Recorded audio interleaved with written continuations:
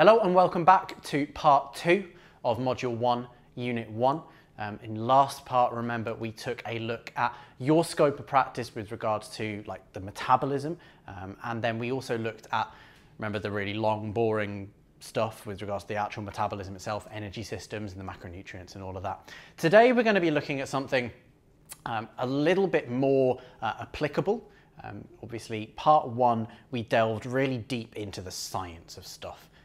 And I really don't blame you at all if it blew your mind a little bit. It tends to blow everyone's minds the first time they hear it, especially all in one go. But part 2, you'll be glad to hear, we're taking a bit more of a look at the application of all this stuff. We're looking at where you fit in as a coach with regards to influencing somebody's body weight. We're going to be looking at what's called the biopsychosocial model of change and body weight, and we're looking at just what you can influence as a coach or as a personal trainer when it comes to somebody's body weight. So that word biopsychosocial, you may have heard of it before, you may not have heard of it before, that's fine. The biopsychosocial model was originally developed as a model of medicine. Now, previously, medicine and pain science and all of this stuff had been treated very much as you either had biological causes or psychosocial causes. So something was either to do with your brain or your mind, or it was to do with your body itself. Now, the biopsychosocial model has been demonstrated to work really, really well when it comes to pain science, when it comes to medicine as well, treating someone as a whole rather than treating just the one little bit of them that's diseased or injured or whatever. It's been shown to work really well, and I think it has a good amount of application when it comes to personal training and coaching as well. So the biopsychosocial model, abbreviated BPS for short, is a general model or approach stating that biological, psychological, which entails thoughts, emotions and behaviors, and social, so socioeconomical, socio-environmental and cultural factors, all play a really significant role in human functioning. Now, this model posits that health is best understood in terms of a combination of biological, psychological, and social factors, rather than looking at purely the biological. Now, this was developed by a guy called Engel back in 1977, so it's not a brand new concept, but it's a relatively recent development in terms of medicine. So, looking at biopsychosocially, what is obesity, which is ultimately, it's not what we're trying to combat here, but obesity is ultimately the end point of gaining weight. Often our clients come to us looking to lose weight, so it helps to know what influences gaining weight. Now, this diagram was put together by the team over at shiftn.com. They generally look at modeling or mapping out all the influences on a whole bunch of different things, and they did obesity. And as you can see, this is a really complex diagram. I do recommend going and checking it out. The URL is just below the diagram. It's interactive, so you can zoom in and out. You can click on the different pathways and they'll highlight, as I've shown there. That's looking at one particular, the food production pathway when it comes to the food production and its influence on obesity. So go and check it out. It's a really interesting thing. But at the core of it, right in the middle, is this thing called energy balance. Now, energy balance, I'm sure, is something you've heard of, and we're going to go into today why energy balance is so important and how you can influence energy balance as a coach or as a personal trainer. At the core of energy balance is two main things. Number one is the force of dietary habits. So that's not to say that this is energy in. This is the force of dietary habits, which encompasses all of the behaviors, all of the thoughts, all of the emotions around food and around diet and around the energy in bit. And then the second half is physical activity, and that encompasses a whole heap of things. We're going to go over that in much more detail in just a second. But ultimately, those things all tie in to what is in the dark blue box at the bottom of the energy balance circle, which is the level of available energy. So what can you influence as a coach when it comes to energy balance and obesity and people losing weight? You can influence a few things. You can influence things like food literacy, which is how much someone understands the food that they're eating. You can educate people. You can influence macronutrient intakes to an extent. You can maybe recommend someone have a particular macronutrient intake, depending, of course, on the regulations where you live. Some countries or some states may allow you to do that as a personal trainer, some may not. You can also potentially influence satiety when it comes to educating someone around food choices. You can potentially influence how full or how satisfied they are after a meal. If somebody makes better food choices that are more satiating, we're going to go into more detail on what influences satiety in just a second, you can potentially decrease their drive to go and get more food. You could potentially also educate them about things like meal frequency and food variety when it comes to their influence on food intake. And then you can also educate about alcohol as well. We're going to cover alcohol's effects on metabolism and food intake a little bit later. But most of this comes down to education on the part of the coach, not prescription. Remember, in part 1, we identified that as personal trainers, unless you have other qualifications, you're not a dietitian. It is likely not your role, not within your scope of practice, to prescribe specific dietary regimes, and this falls under that as well. Also, as a personal trainer or as a coach, a huge part of your job is exercise. You are ultimately, some people have called personal trainers, including, by the way, like really high-level personal trainers such as Nick Tominello, they have said that ultimately a personal trainer is a PE teacher or a gym teacher for adults. And that's not a lie. Like, it's possibly a little insulting. You know, if you're insulted, I apologize. But a big part of your job is getting adults and getting people to move around and to exercise in a way that is conducive to their goals. So you can influence the amount of activity they're doing, the frequency, the intensity and the volume, so how hard they're working, how much they're working and how regularly they're doing it. You could potentially also educate people about recreational activity. So recommend maybe that somebody joins a sports club and trains once a week to do that. You can also potentially set step targets. If someone has a Fitbit or some form of other activity monitor, you can set those. And you can also, tying into that, look at transport activity. Now, but in the shift diagram, transport activity was also identified as one of the major factors in physical activity.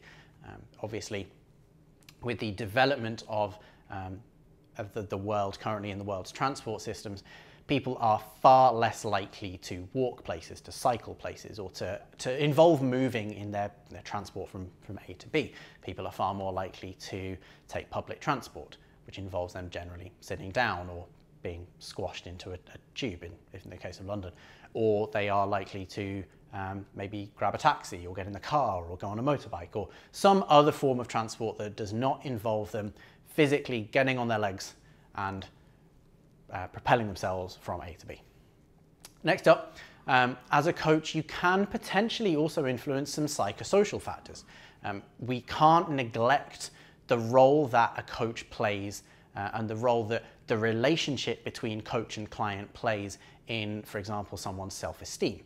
We can't negate the power of regular face-to-face positive interaction between coach and client on somebody's self-esteem and overall well-being. There's good evidence that shows that face-to-face interaction does a lot of good things to somebody's mental health.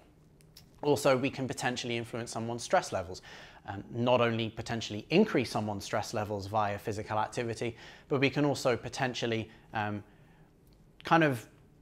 secondarily force someone to manage their time better. If they're having to come to PT sessions, maybe that forces them to manage their time a bit better. We can potentially influence their recreational activity choices as well, just by discussing what somebody likes and what somebody doesn't like and potentially saying, you could go try this. So remember, all of this boils down to these things influencing either one of somebody's physical activity levels or the force of somebody's dietary habits. Both of those things combine to change that level of available energy. Now, when it comes to that available energy, what exactly do we mean? Now, if we cast our mind back to part 1, I know it's slightly traumatic, but we're going to have to go back to part 1. Just remember that our food influences our ability to store energy. All of our food ends up either being used as energy or stored as potential energy that's held in chemical bonds. Anabolic processes increase our body's capacity to resynthesize ATP, so they increase our ability to store energy, and catabolic reactions, remember, harness that energy from the stored energy. So we need to think about food intake leading to changes in like the net potential energy of the body. That's what we're talking about when it comes to the level of available energy. Now, each macronutrient, we didn't really cover this in the macronutrient bit, we briefly covered it for fat, but each macronutrient has a particular caloric value. That means a certain amount of energy that is associated with each one of the macronutrients. These were developed by a guy called W. Atwater in the late 1800s, and they are still in use to this day because they're pretty damn accurate for the most part. These were developed in the human body. You will often hear people say, oh, calories don't count because the calorie values are determined in bomb calorimeters. Not quite. This guy developed these figures from human trials. And it came up with around about 4 calories per gram for protein. It does vary, like the 494 is an average across all of each different type of macronutrient, but generally speaking, they don't fall too far from that average. Carbohydrates also have 4 calories per gram, and fat, as we identified in part 1, because of the amount of ATP that you can resynthesize via beta oxidation, has 9 calories per gram. You can get a lot more energy for per gram of fat than you can protein and carbohydrates. A brief history of calories, because it's interesting for the most part. Originally, calories they're just a unit of energy. That's all they are. It's just a way of quantifying how much energy is available from a particular amount of food or amount of anything. You can turn pretty much any unit of energy into a calorie with a little bit of maths. But originally, we thought that calories were something a little bit different. Originally, there was this theory that heat transfer was actually a result of the flow of this weightless, self-repellent gas called caloric, which is where the term calories came from. It's a pretty good theory in terms of what you can do with it. A lot of the thermodynamic equations that we use today when it comes to modeling heat combustion engines and refrigeration and things like that, they are modeled based on this theory of caloric. And it makes sense if you give this gas all of the properties that we've said. So it doesn't have any weight, it's self-repellent. It does model heat transfer fairly well, in that heat transfer generally flows from hot things to cold things in a fairly uniform manner. You can model it quite robustly. Now, then we started to dig a little bit deeper and question, well, is this really a thing? Does this model hold up in every single application? It turns out no, it doesn't, because that's not quite how heat transfer works. Heat is an expression of the movement of particles within a substance. The more these particles are moving, the hotter the substance is, the more energy it contains. And that energy can flow from one place to another. Again, if we cast our mind back to Unit 1, we talked about the body harnessing that flow of energy from one place to another and converting it into mechanical work, which is essentially what happens in all of our muscle cells when we're doing work. As I'm wildly gesticulating at you right now, my cells are converting the heat that is being released by the chemical reactions into mechanical work. And to think about heat transfer and think about energy, it's also useful to delve a little bit into a topic called thermodynamics. The thermodynamics is just the study of how heat and energy relate to that mechanical work. Thermo meaning heat, dynamics meaning movement. So we're talking about heat and its relation to movement. These are the laws of thermodynamics. There are 4 of them. We're only really going to talk about one because it's the only one that's really relevant to you as a personal trainer. They're like fundamental universal laws, which means that they must apply to the human body. As far as I'm aware, nobody has ever demonstrated that a human body violates any of the laws of thermodynamics. If somebody attempts to, then it usually comes about as either a result of them doing some maths wrong or as a result of them really not understanding thermodynamics and what the human body is as a thermodynamic system. Now, a thermodynamic system we've given a brief illustration of a thermodynamic system here. It's just a way of modeling how heat and matter can flow in and out of something across a boundary and change what is called the U of the system. So U in this case refers to internal energy. Remember, all of our food relates to the potential energy of the body, which we've just expressed here as the internal energy of the body. Now, there are various different types of thermodynamic system. You have an open system, which is where heat and matter can flow in and out of the system. A human body is a great example of an open system. You get heat flowing in and out. That much is fairly obvious. If you are in a very hot environment, then the temperature of your body will go up. If you are in a very cold environment, then heat will flow out of your body into the cold environment. If worse comes to worse, hypothermia and frostbite and stuff set in, and it gets pretty terrible from then on. Matter can also flow in via food and oxygen and stuff. Matter can also flow out in various forms. Closed systems, heat can flow in and out of the system, but matter can't. A good example of this would be, for example, a sealed bottle of hot fluid. Heat will flow out of the system, provided that the walls of the bottle aren't completely insulated.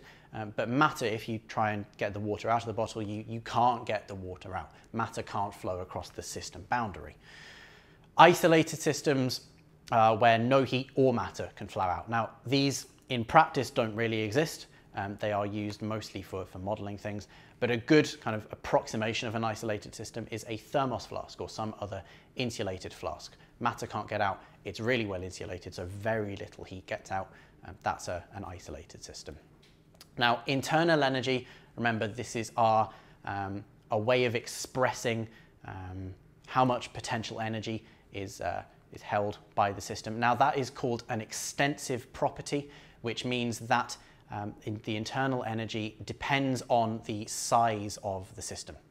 So the bigger the system, the more internal energy that it can hold.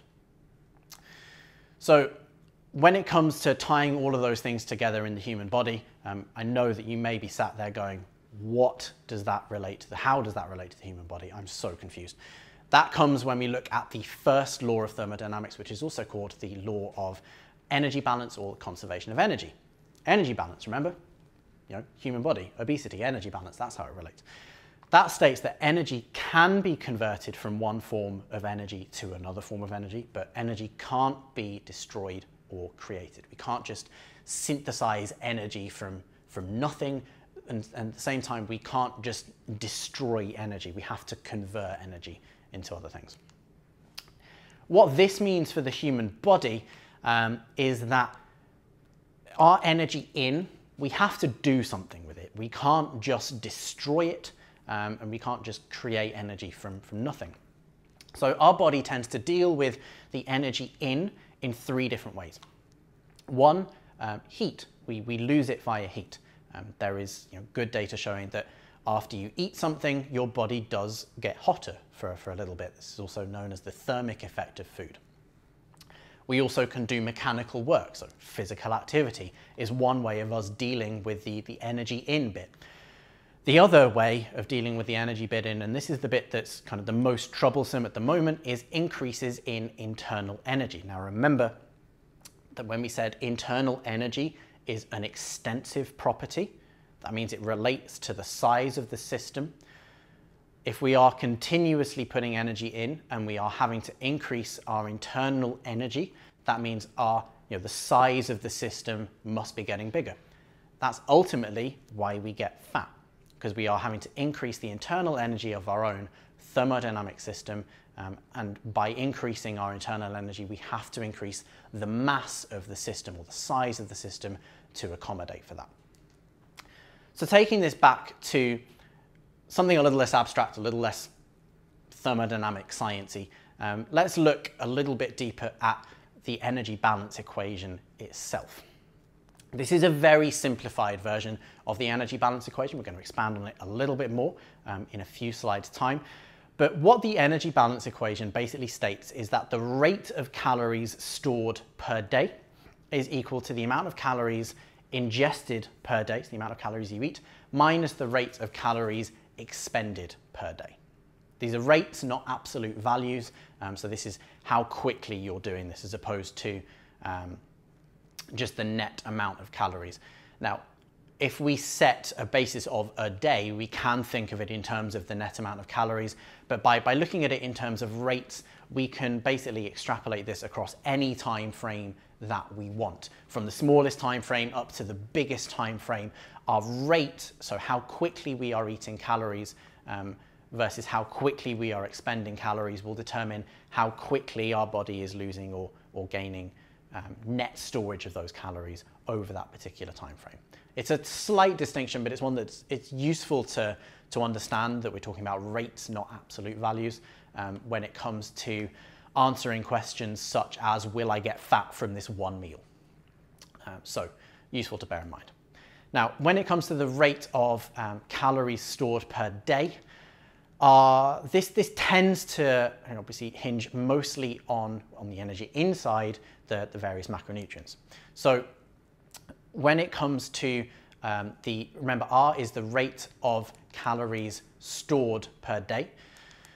When it comes to carbohydrates, this is obviously expressed as changes in our glucose stores over time. Now, as we talked about in module 1, over time, these tend to average out to be fairly constant. Certainly our blood sugars, our glycogen levels, we want to keep those generally fairly constant over time, and our body does some cool things to try and keep those things relatively constant, because our body knows that our glucose and our glycogen is our kind of get out of jail card when it comes to running away from those nasty saber-toothed tigers back in caveman days.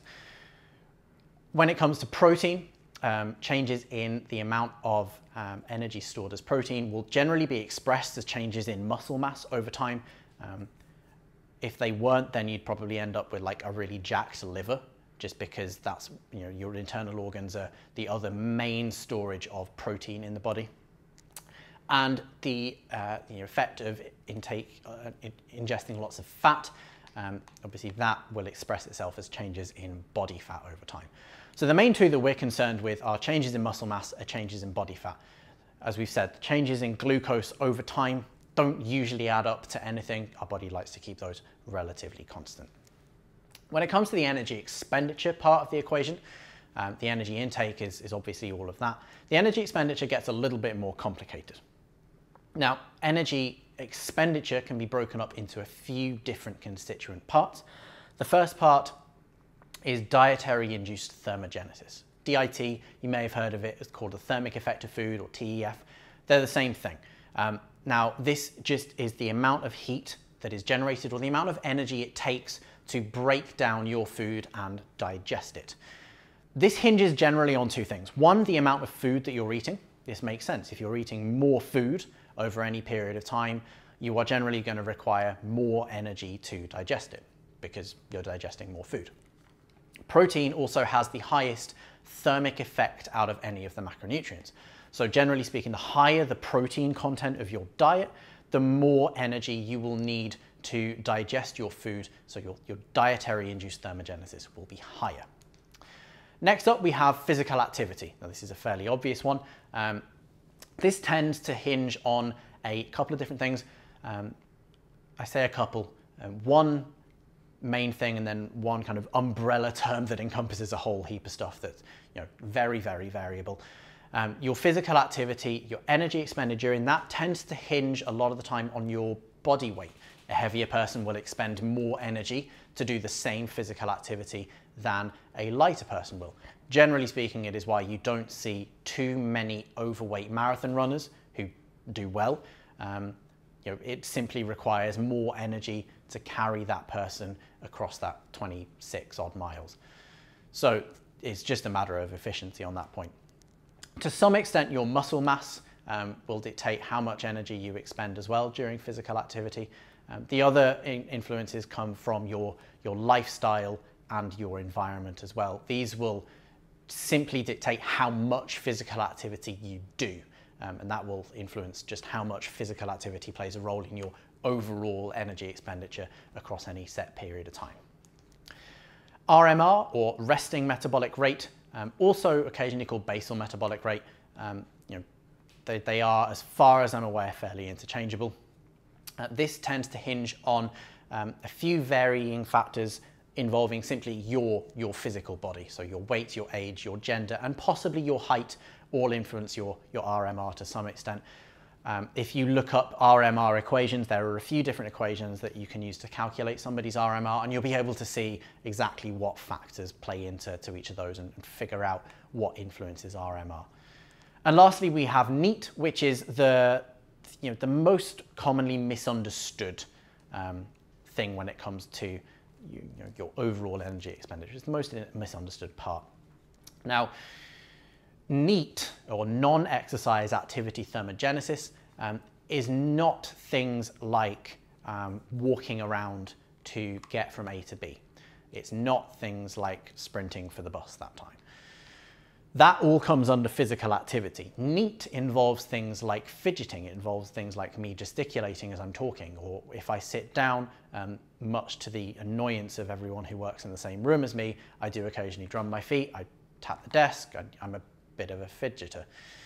This is all increased levels of NEAT. Now, there are a few things that influence this. It can make up a fairly significant part of someone's energy expenditure. It can, as far as I'm aware, influence up to about 25% of someone's overall energy expenditure for the day, which is a fairly substantial amount. Now, there are a few things that influence this. Studies have shown that overfeeding or underfeeding someone will change the amount of non-exercise activity thermogenesis that happens. If you overfeed someone, they tend to fidget more, they have a little more energy to burn, they will, they'll tap and they'll fidget and they'll try and burn some of that excess energy off. Conversely, if you look at bodybuilders who have been dieting for a while, you'll notice that they look like they look on the verge of death when it comes to their NEAT levels. They will not be moving much unless they absolutely have to. The amount of voluntary activity will also influence NEAT to an extent. If someone is doing a lot more voluntary activity, so maybe they work a very physical job, maybe they do a lot of training, that can impact their NEAT and reduce NEAT to kind of compensate for that increase in voluntary activity. It's also, there's a big genetic or hereditary component to NEAT. If somebody in your family has high levels of NEAT, chances are you may inherit that. And there's also some recent studies showing that mental illness can affect NEAT levels in type 2 diabetic patients with some mental illnesses. There was a study showing that their levels of non-exercise activity thermogenesis was significantly lower as well. So that may play a part in NEAT. So as I've just said, non-volitional activity, we're talking fidgeting, maintaining posture, day-to-day life. It can, I apologize, I said 25%. This slide corrects me. It counts for between 10 and 60% of changes in energy expenditure. So as a result, we can express NEAT in terms of changes in energy expenditure if we want to. But we're not going to here. Instead, we're going to look at the energy balance equation as a whole. When it comes to the rate of calories stored, as we said, this generally plays out as changes in muscle mass or fat mass over the longer term. Our intake obviously is our food over that period of time. And then our energy expenditure is related to the amount of food that we're eating, whether we're overfeeding or underfeeding someone, how much protein they're eating, what's their weight, their age, their gender, or their height, how much voluntary activity they're doing, what is their lifestyle like, what's their environment like, does that lend itself to doing more or less physical activity, what are their genetics, do they have a genetic propensity to a certain amount of baseline activity, a certain amount of muscle mass, etc. And what's their psychology like? Are there any psychological factors such as mental illness or depression that is going to influence the amount of physical activity they're doing? So as you can see, there's a lot of stuff that influences the energy outside of the equation, and we also would then have to track changes in muscle mass and fat mass over time, as well as calories in. It shows generally that the futility of trying to over quantify things. So if we're trying to measure changes in muscle mass and fat mass, if we're then trying to measure all of the calories in and the various, there are some limitations, some very serious limitations to trying to measure all of calories in. And then if we're trying to measure all of the calories out bit and kind of add those two things together to get a desired change in in muscle mass or fat mass, it's not going to work too well. There are some, like I said, some fairly serious drawbacks to trying to do that. But what this doesn't mean is that, it doesn't mean that counting calories is silly. Practically speaking, knowing what impacts the energy balance equation, i.e. this stuff, allows us to impact body weight by altering calorie intake. The calorie intake bit is one of the most easily controlled aspects of the energy balance equation, so it makes sense to control what we can. We can also account for age and weight-related changes in energy expenditure by controlling that calorie intake. We could potentially increase dietary-induced thermogenesis via increasing protein intake. And we can also, we'll get onto this a bit more in a second, potentially utilize like periods of overfeeding to bring levels of non-exercise activity thermogenesis back up. Because as we've said, underfeeding someone can cause that NEAT to drop a little bit. So we can potentially use increases in energy intake, so kind of refeeding periods, to boost that energy expenditure back up, potentially get someone back on the right track again with regards to weight loss. So when it comes to controlling that calories in bit and estimating calorie targets, there are a couple of quick ways to do that, or one quick way, one not so quick way. Eric Helms in module 2 is going to cover these in a lot more detail, but I'm going to briefly cover them now. There's calculation method and then there's the correlation method. The calculation is quick and simple, but has the potential to be pretty damn inaccurate. The correlation method is much more accurate, provided of course that the person is tracking their intake correctly, but it is longer, does take a little bit more effort on the part of not only you, but also the client as well. So the quick and dirty method, the calculation method, you take somebody's body weight in kilos and you times that by 22. And then you times it by an activity multiplier, which can range from anywhere from 1.3 up to 2.2, depending on basically their job and whether they train or not. Obviously, use your common sense if you're going to be using these activity factors. If somebody is lightly active but doing maybe 6 to 7 days of weightlifting, maybe they're doing some added cardio on top of that, then it's probably best to use the top end of that. So use 1.8 rather than 1.5. Use your common sense with these. So as an example, if we take a 92 kilo person and multiply their body weight by 22, we get 2024. If we then multiply that by 1.3 to 1.6, we get somewhere between 2,630 calories a day and 3,240 calories a day as their approximate energy expenditure. As to what that exact energy expenditure will be, it will not only depend on their activity levels and their job, but it will also depend on what happens day to day. Like, are there some days where they're training, where they're not training, where they're doing more in terms of their job? It's going to change day to day, but on average, it's probably going to fall somewhere between there. The correlation method, what we need for this is 2 weeks of daily weigh-ins and daily calorie intakes, and then we can average both of those. We can then determine the amount of weight gained or lost over those 2 weeks, or if they've maintained their weight. If they've maintained their weight, great. That average calorie intake over those 2 weeks is their maintenance intake. If they've gained or lost, we can use the 3,500 calorie per pound rule effectively to figure out their maintenance calories. Now, if somebody gains 2 pounds over the course of a week, or 1 kilo, that's about a 7,000 calorie surplus over the course of that week. Conversely, if somebody loses 2 pounds, loses a kilo over a week, that's a 7,000 calorie deficit. And this is simply taking the 3,500 calories equals 1 pound rule and multiplying it by 2. This works out, if you then divide by the number of days in a week, 7,000 divided by 7 is 1,000 calories a day. So a surplus or a deficit of 1,000 calories a day is going to lead to approximately a change of plus or minus 1 kilo or plus or minus 2 pounds over the course of the week. So from there, you simply take 1,000 calories equals 1 kilo, and you can do some very, very simple maths to figure that out. So let's say, as an example, In week 1, somebody weighed 92.1 kilos and they were eating 3,270 calories. In week 2, they were eating about 3,300 calories and they weighed 91.9 kilos over the course of that week on average. So we can say that on around about 3,300 calories, it's no point getting super precise and trying to average 3,270 and 3,300. They're pretty damn close. They lost about 0.2 kilos. So remember, 1,000 calories equals 1 kilo. So 1,000 calories times by 0.2 kilos is going to mean that they were in a deficit of around about 200 calories over the course of that 2 weeks. That means their maintenance is going to be 3,300 plus that 200, which is about 3,500 calories, just as an example. So we've gone over a few things with regards to looking at energy balance and the nitty-gritty of energy balance and thermodynamics and all of that stuff and figuring out what influences somebody's food intake and somebody's energy expenditure.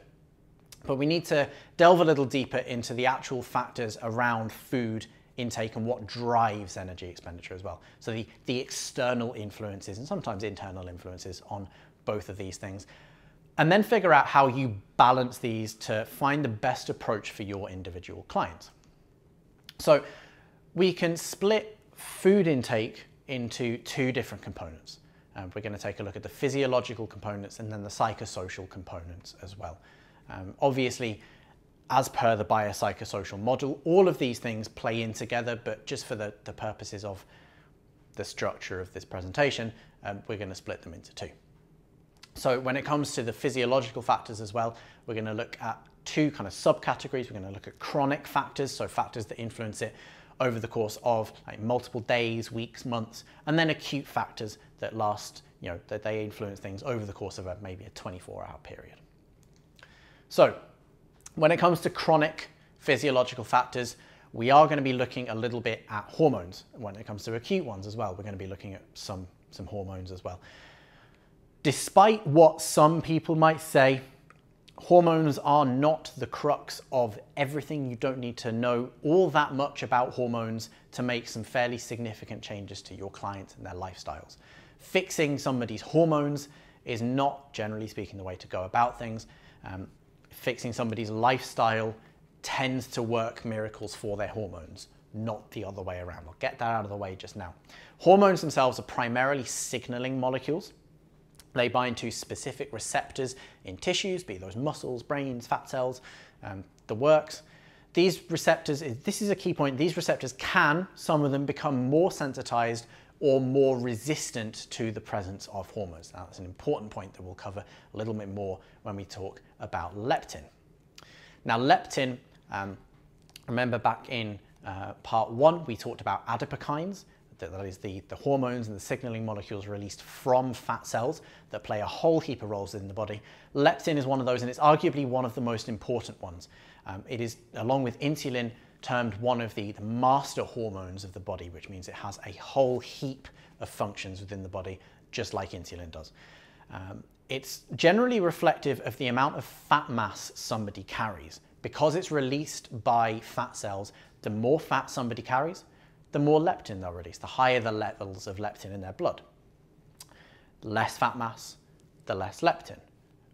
As a starting point, we'll get into how leptin levels can change in just a second. Leptin has a number of roles centrally and peripherally. So centrally meaning like in the brain and the nervous system, and peripherally meaning in like the muscle tissues and the other tissues of the body. So when it comes to acting on the brain, leptin acts mainly on a part of the brain called the hypothalamus, and it generally suppresses appetite when it does so. Low levels of leptin, i.e. somebody is carrying less fat, generally make them go and seek out food a little bit more than somebody who has high levels of leptin. Leptin works alongside insulin to tell the brain how much fat is somebody carrying and how much is somebody eating. Basically, the brain, the hypothalamus, wants to know, right, how much energy do I have available if, say, an ice age came along? If I needed to go a long period of time without access to food, just how long could I survive for? If that answer is not very long, then your brain's going to go, right, let's rectify this. Let's go and oh, there's an all-you-can-eat Chinese buffet. There we go, that'll sort things. If your brain's like, no, we're good, then it won't drive you to go and find food and eat food quite as much. The peripheral actions of leptin, so outside of the whole driving food intake bit, all of these kind of tie in with the whole how much energy am I carrying and how much energy is available. So for example, it is a big mediator of energy expenditure. And when leptin levels go down, generally speaking, people are less likely to move around and do activity. Energy expenditure during physical activity may drop as well. It's also a permissive factor for puberty. If a child's leptin levels are very, very low, puberty is a hugely energy intensive process. You're doing a lot of growing, a lot of changing, a lot of weight is being added. If you don't have enough energy available, your body's going to delay that process until it does have enough energy. Obviously, there are far more factors involved in exactly when somebody goes through puberty than just energy availability. But energy availability is a factor in the onset of puberty. And it's also involved in infertility. Obviously, you may have heard of the stories of women who chronically undereat, losing their period, for example, or not being able to get pregnant as a result. Again, similarly to puberty, pregnancy and labour and childbirth are all hugely energy intensive processes. So your body needs to be aware that it's got enough energy in order for it to allow that to happen. The take-home point from all of this really kind of ties in with what I said about hormones at the beginning. Endocrinology is super complex. It's really, really complicated. I am barely touching the surface of endocrinology and what these hormones do. I'm talking about what they do in relation to the metabolism when it comes to food intake and energy expenditure. I am not saying here's how we can alter the levels of these hormones, because doing that, again, that's not our scope of practice, that's endocrinology. Endocrinologists, just to put this into context, they have to do a medical degree first, which can take anywhere from 5 to 7 years, depending on what country you're doing, you're studying in and practicing in. In the UK, certainly you then have to be a junior doctor for 2 years working in ward rounds and experiencing a whole heap of specialities.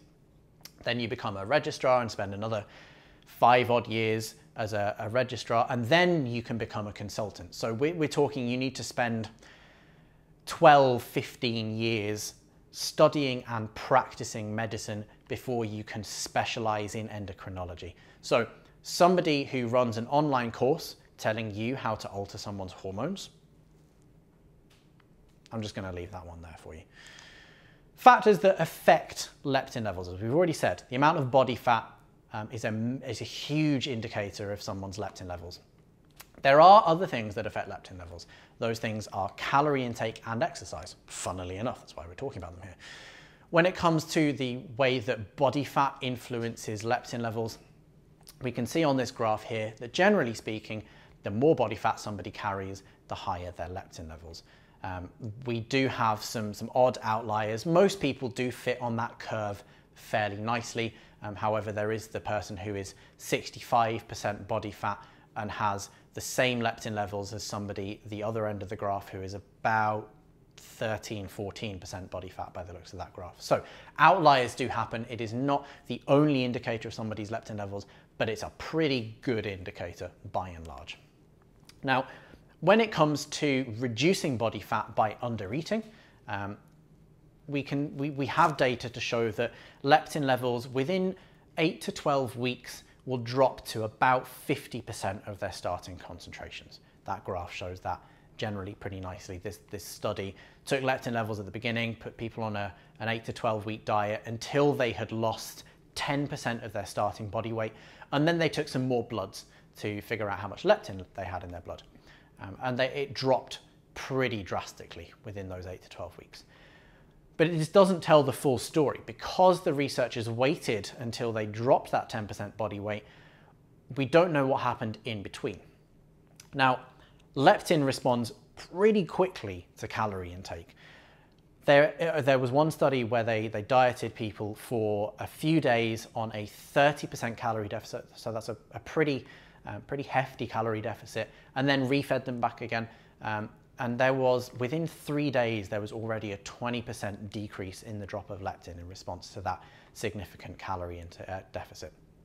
Leptin was restored to normal levels after 3 days of overfeeding without being underfed. After being underfed, but without being underfed first. They also did it the other way, so they took normal weight people and then overfed them first. Leptin didn't go up in response to that overfeeding. So this goes some way to showing that the body guards far better against weight loss than it does against weight gain. It also responds acutely to carbohydrate overfeeding as well. Some researchers overfed some people for 3 days with a rather large amount of carbohydrates, and they saw a 28% increase over baseline of leptin. They saw also in lean females a 7% increase in 24-hour energy expenditure as well. So not only did leptin go up, but that increase in leptin then permitted more energy expenditure in those particular subjects. They also tried this with fat. Fat had no effect. So the main two things when it comes to your food intake are, have you already been dieting? If so, then overfeeding is probably going to have more of an effect. And also, what's your carb intake as well? Your carb intake is probably going to have a higher amount of, a larger effect on your leptin levels overall.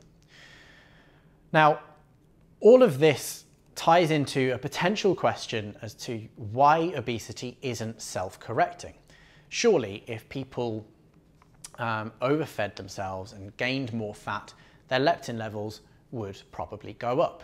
Their leptin would then tell their brain, yo, it's fine, I'm carrying a decent amount of fat, we don't need to go find more food. You would then see obesity certainly halting at a certain level and then potentially self-correcting as well.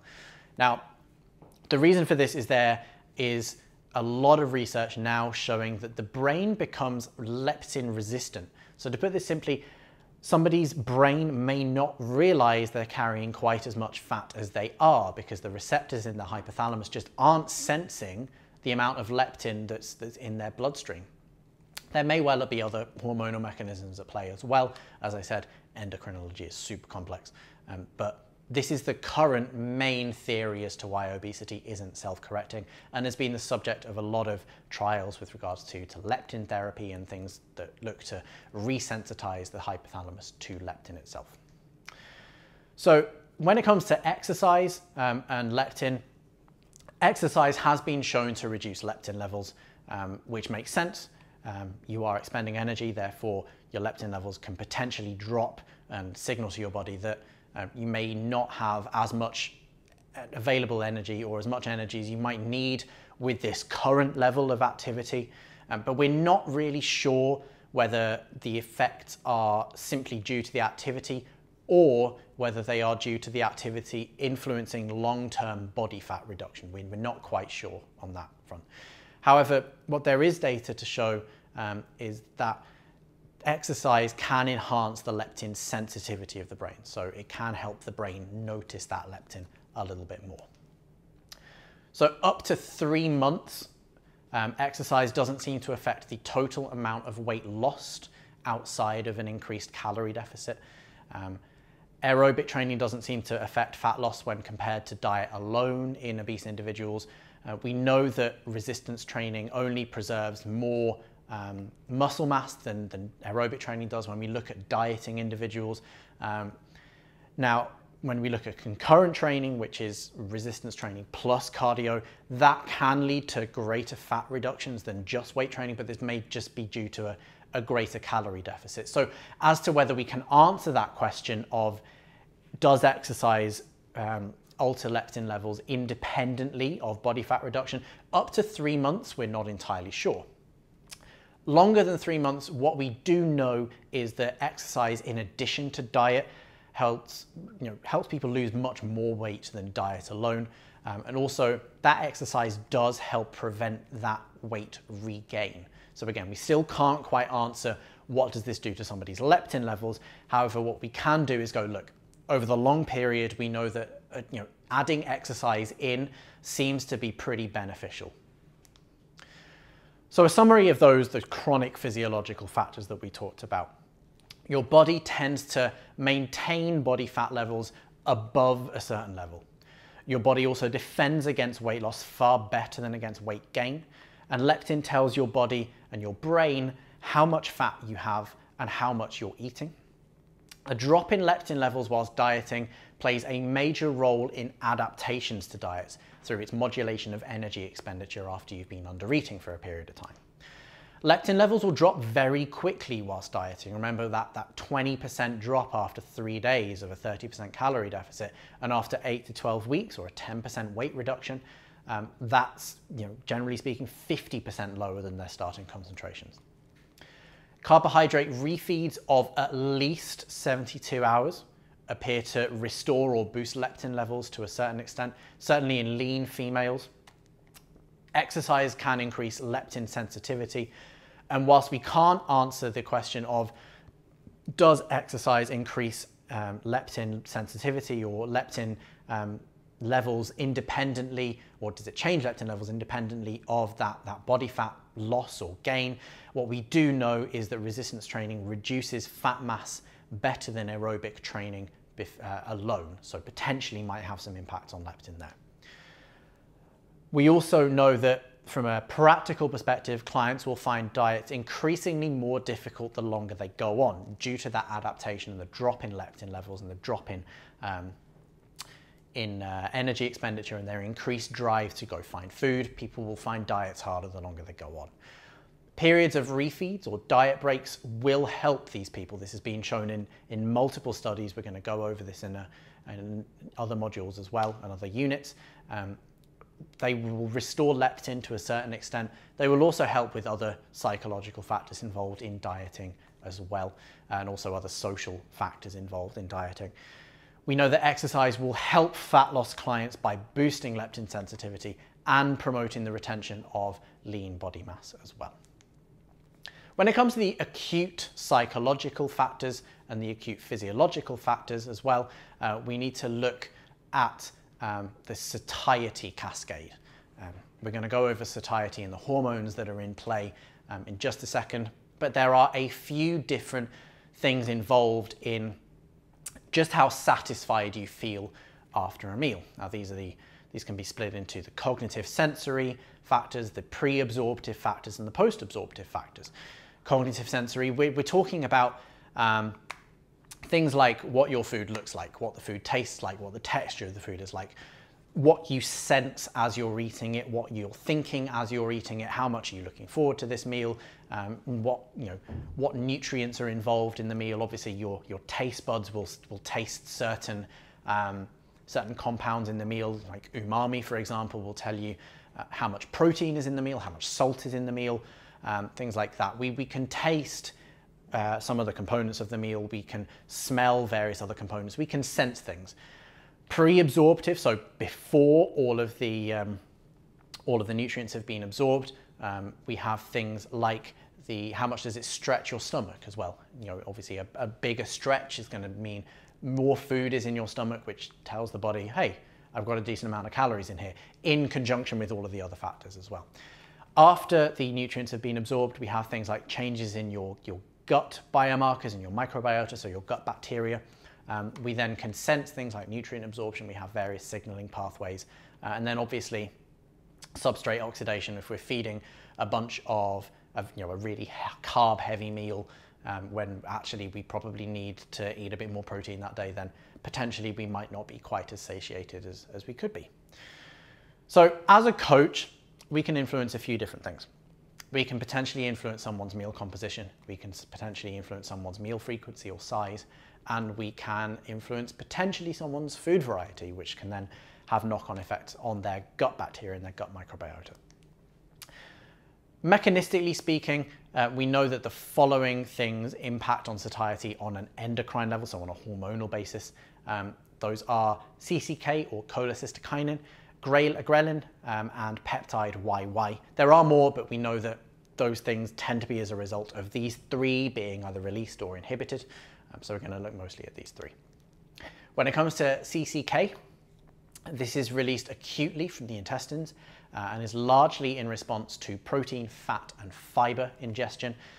And it acts directly on the brain to increase satiety. And it may help improve adherence to a low-carb diet if we focus on protein, fat, and fiber. That may be one of the reasons that people tend to feel a little bit fuller when they adopt a low-carb approach. They tend to replace some of those carbs with proteins and fats. And that might help increase satiety through just increased satiety signaling. Ghrelin is commonly known as the hunger hormone. It's released from the stomach. Levels of ghrelin go up in response to dieting. And we also know that release is also linked to your circadian rhythm. So your circadian rhythm will have your normal meal times kind of ingrained. It will basically know when you tend to normally eat, and it will release ghrelin to prompt you to maybe go to the kitchen and grab something out of the fridge. We know that its release is attenuated or stopped by eating enough carbs, eating enough sodium, and eating enough fiber. Peptide YY is released from the small intestine, and peptide YY blunts hunger. Levels of peptide YY go up when you eat more fat, protein, and fiber, and also more food in one sitting. And we know as well through research that overweight individuals have an attenuated or a decreased peptide YY response to feeding. So they eat food, their peptide YY levels go up less than in a normal weight person. So putting all of these things together, we can see that potentially the most satiating way of eating is pretty unsexy, I'm afraid. It just means you eat mixed meals. So it's got all of the macros, some fiber, some salt. You need a sufficient meal size, and you need to eat within your kind of regular meal frequency, or possibly slightly higher than your regular meal frequency, to stop you getting quite so hungry from all of that ghrelin being released. When it comes to the foods themselves, there was a really great study by some researchers led by Holt, who investigated how hungry people felt after feeding them each of 38 different foods in isolation. They fed them a standardized kind of calorie count of these foods and compared them to the satiety that these people felt when they'd just eaten white bread. And the long and short of this was that boiled potatoes, no butter, no salt, no nothing, they had the highest satiety, and croissants had the lowest satiety. They did say that they figured boiled potatoes had the highest satiety purely because people genuinely struggled to eat, I think it was about 200 calories of just boiled potatoes. If you've ever kind of measured out 200 calories worth of just boiled potatoes, that's a fair amount of potatoes. So you can see here the slide summarizing the satiety index. You can see that the longer the bar, the more satiating that food was. You can see that with a score of 323, boiled potatoes had a really, really high satiety score, and croissants down at 47 had one of the lowest. You'll see that proteins did fairly well. Fats did moderately okay. Carbohydrates varied depending on how refined or unrefined they were, how much fiber they contained, how much, what the structure of the carbohydrate was. Refined carbohydrates pretty much all had a lower satiety score. And then the hyperpalatable foods, which are lots of refined carbs and fats, all in a very refined food, they tended to have a really, really low satiety score for the most part. Now, nutritiondata.self.com took all of this and came up with the fullness factor equation. Shout out to them because it's a really great equation. This is an empirical formula for predicting the satiety response to different foods based on how much energy those foods contain and what macros they contain, how much macros. So this is the fullness factor equation. It's fairly complex when you look at it, but when you actually start plugging the numbers in, it's not all that bad. The main things to figure out is that satiety, or the fullness factor, decreases with calorie density. Basically, the more calorific something is per gram, the less filling it is. Now again, this goes back to the biological kind of survival instinct thing.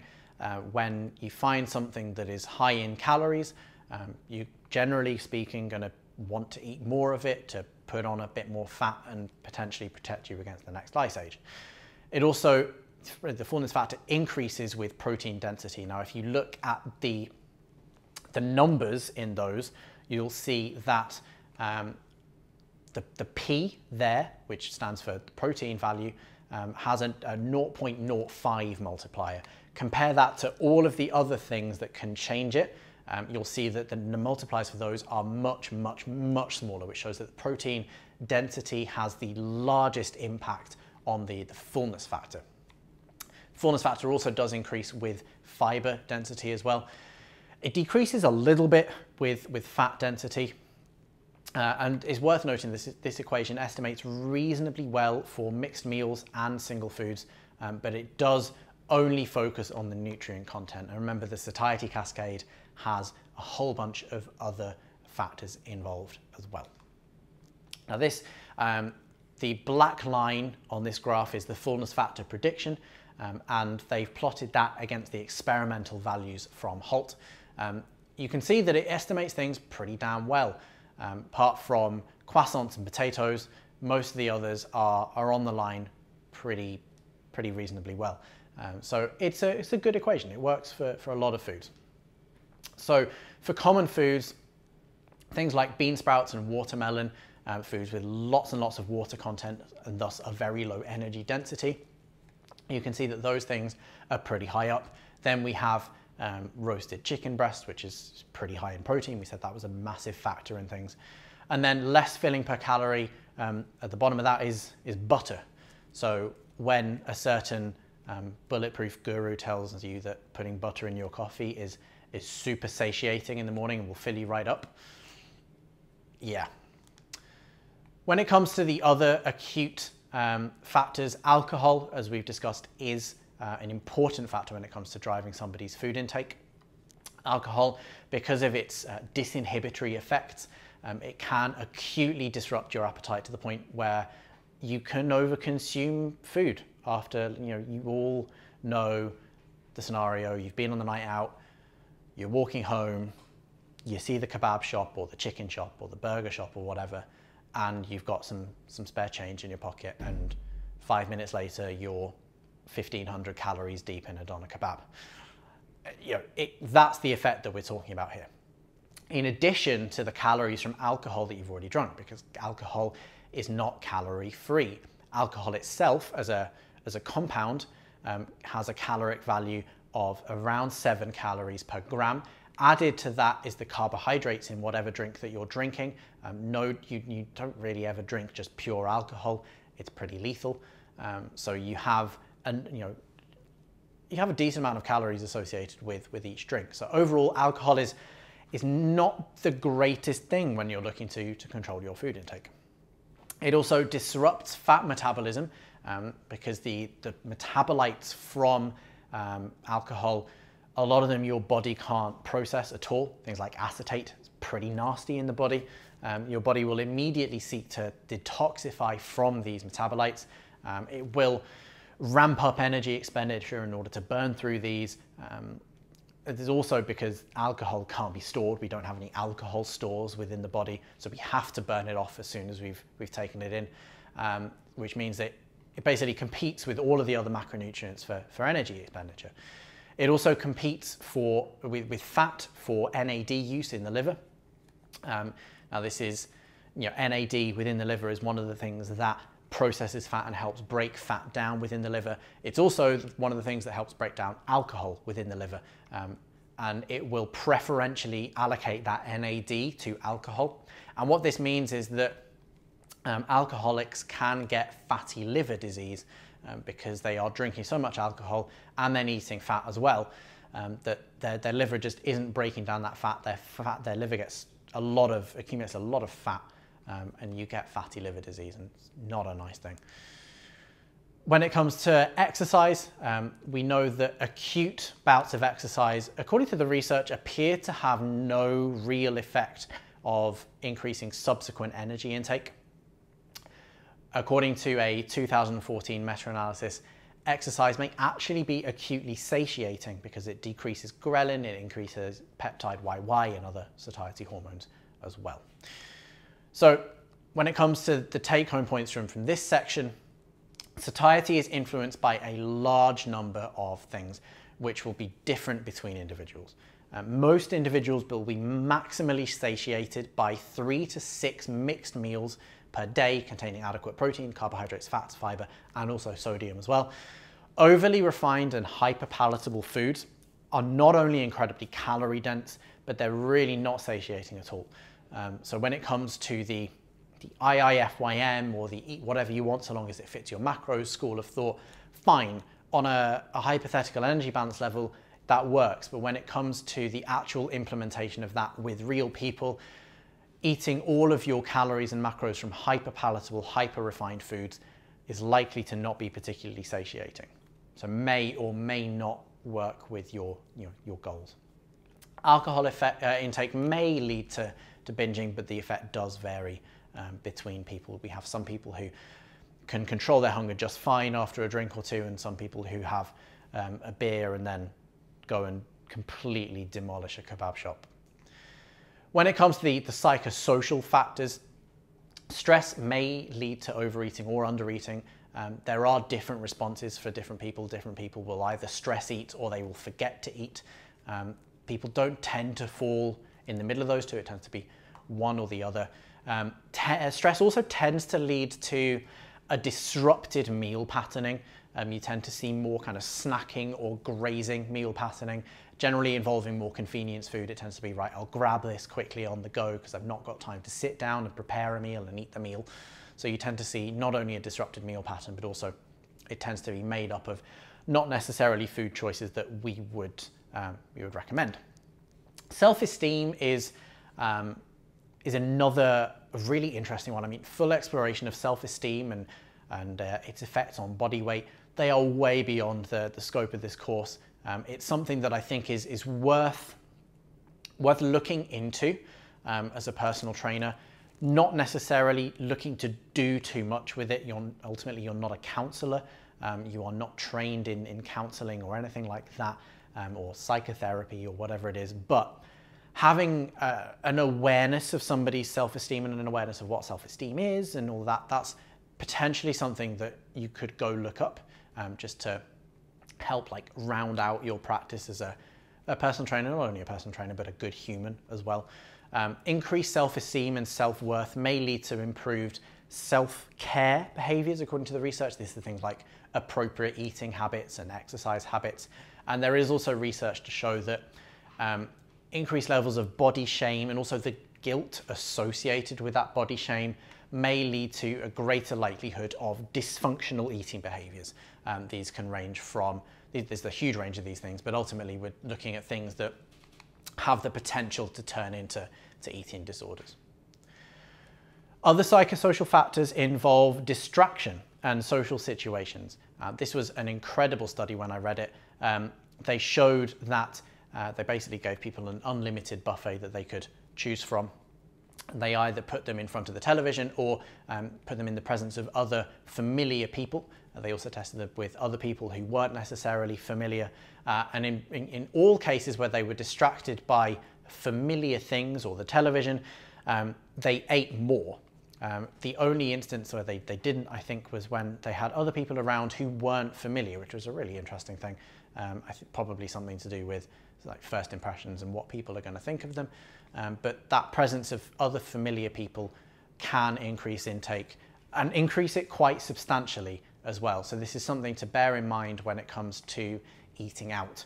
You generally eat in not only restaurants that chefs love butter and oil and will add it to most things, but also generally when you're eating out, you're eating in the presence of other more familiar people as well. And then there are all the social conventions of 2 3-course meals and drinks that go along with that. It can be a calorie bomb going out for dinner. When it comes to managing food intake via these psychosocial factors, again, you can't necessarily do too much as a coach. It's worth being aware of these things, ultimately just so you can make your clients a little more aware of them and maybe ask some questions to make them more aware of these things. But it revolves around stress management, being aware of what situations you're in. So being aware, for example, that going out to dinner can potentially increase your calorie intake by a huge amount for the day, and then improving self-worth as well. So When it comes to the calories in versus calories out bit, we need to look at whether somebody is in a hypercaloric status, a eucaloric status, or a hypercaloric status. So are they in a surplus, a maintenance, or a deficit? But that's going to help figure out what factors are driving energy expenditure. Now, one of the main factors for energy expenditure is someone's habitual activity. This can stem from the taught levels of activity that are ingrained in childhood. So maybe they were an incredibly active kid, they were made to do a lot of sports by their parents. They're potentially going to carry this level of activity further on into life. Occupational levels as well. If somebody is a manual labourer, they're going to have a much higher level of energy expenditure than an office worker will. Travel demands as well. Is somebody able to walk or cycle to work, or does somebody have to commute? And then their recreational levels as well. Does somebody, is somebody's idea of a good weekend going out and hiking, for example, or is it staying in, playing Xbox and shooting lots and lots of people in the face? Those two things are, generally speaking, one is really good for energy expenditure and the other one, not so much. So when it comes to body weight regulation, it's not simple. It's why there's a current obesity epidemic. We need to, generally speaking, adopt a biopsychosocial approach as a coach when we attempt to improve somebody's body weight and body composition. As a personal trainer or as a coach, your job is to provide a framework of education, guidance, and support within which your client can adopt nutrition habits that are more conducive to a lower body weight, an increased physical activity, increased physical performance, and a happy, lower stress lifestyle. Thank you very much for watching part 2. I'll be back very shortly.